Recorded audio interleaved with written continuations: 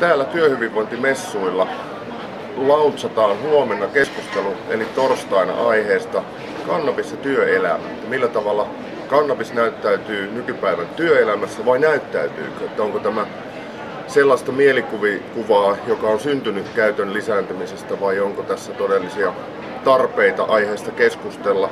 Ainakin keskustellaan ja me ollaan saatu sinne huomenna kello 12 Blenheim-saliin juontajaksi Roosa Meriläinen, kirjailija, ja sitten eri alan asiantuntijoita pohjustamassa keskustelua.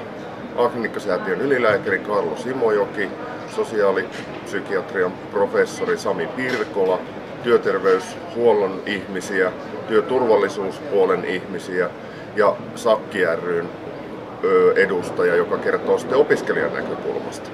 Tarkoitus on pohjustaa aihetta näistä eri näkökulmista, joissa katsellaan vähän hoitoa, päihdeohjelmien laatimista, yleisyyttä ehkä tuolla työelämässä, jos siitä jotain on saatavilla esiin, lainsäädäntöä, huumausainetestausta ja niin edelleen. Ja tämän session päätteeksi paneelikeskustelu, jossa yleisö pääsee osallistumaan ja esittämään kysymyksiä. Eli jos näet tämän nyt messujen aikana ja kun näet, niin tule ihmeessä paikalle ja mieti kysymyksiä valmiiksi, mitä voisit esittää liittyen kannabikseen ja työelämään. Että minkälaisia asioita sieltä nousee esiin. Että suhtaudutaanko siihen jollain tavalla eri tavalla kuin muihin päihteisiin vai mennäänkö samalla tavalla kuin esimerkiksi alkoholin kanssa.